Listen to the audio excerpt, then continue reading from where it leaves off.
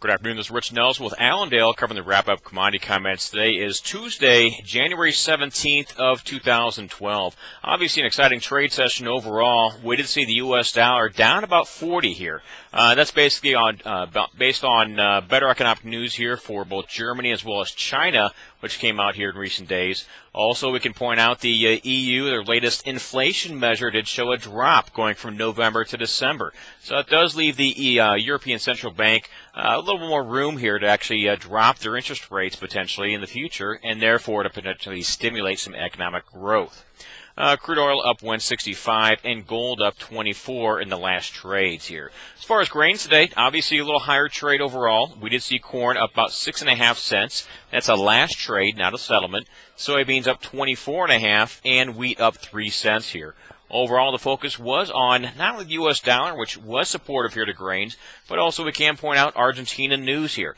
Midday weather models did not change things too much here to speak of, and that does give Argentina pretty much a good dry pattern all the way through this week here, with the next chance of rains here coming Sunday, Monday here of next week here. And, of course, those rains are going to be light, maybe 1/4 to 3/4 of an inch.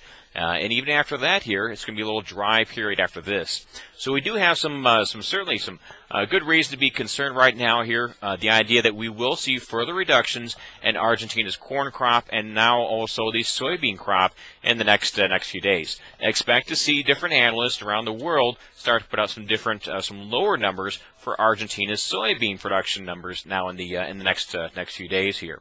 Of interest here, of course, the trade is a little shocked to see the Rosario Grains Exchange estimate of 21.4 million tons here, which came out. That's down sharply compared to USDA's latest 26 million tons. And also keep in mind, Allendale's own estimate is 24 here. So between this new estimate, Rosario Grains Exchange, and USDA, there's a good 4.6 million ton difference, which equates to 181 million bushels. And this is important because at this point, at our stage in the game here, you do estimate about 80% of production losses will be coming off the export potential here too. Now, we won't get all of that 181 million bushel difference here as far as pushed into our exports, but obviously we should pick up maybe a portion of it here.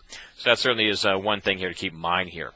As far as livestock, kind of an active day as well here. We did see cattle gap up higher today. This is in reaction to Friday's higher cash trade, which was up $2 here. What's interesting about this cattle issue right now is we are seeing some big arguments going on in the industry between supply constraints or perceived supply constraints and demand. The fact is, cash wholesale beef lost a good deal last week, anywhere from $3 to $6 between choice and select, and we did see packers have to scramble yet again to buy those cash cattle numbers. The trade is also certainly still very excited about all of this confirmed numbers here as far as lower feeder cattle supplies. So that point is now coming up to a very serious issue and will continue to progress here in the next few months. Of interest, Allendale released our cattle on feed estimates here this morning, and for placements, we do look for a 4% drop in placements. This is going to be the first kind of moderate drop we're going to see for placements, and those numbers will continue to drop compared to last year in the next few months. Overall on hogs, up 17 cents here for the February contract, and of course that's a last trade there. Main point here for the hogs is we've been waiting for this cash hog market to really show some strength. It has made some moderate gains since January 1, but now we're waiting to see a secondary set of gains here. As far as cash hogs, prices were mixed to lower here today.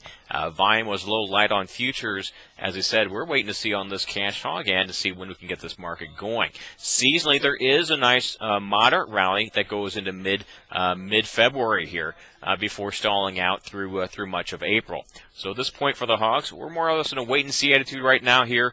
We do have good news in hand from the previous weeks, but the trade would like to see the second leg up in cash hogs before really getting on the futures as well here. Overall, biggest things we have going on here at Allendale are certainly the exciting presentations we're going to be discussing and hearing here this week On Friday and Saturday, of course, is our annual Outlook Conference. This one, titled the Ag Leaders Conference, is certainly be a doorbuster in terms of both participation and information given here. Expect to see some of the most solid information we can expect for the industry at this conference. And once again, this is Friday and Saturday. If you don't have your tickets lined up, you can get them at the door, or you can give us a call here at Allendale to get your own spot lined up here. And our number here is 1-800-262-7538. Thank you.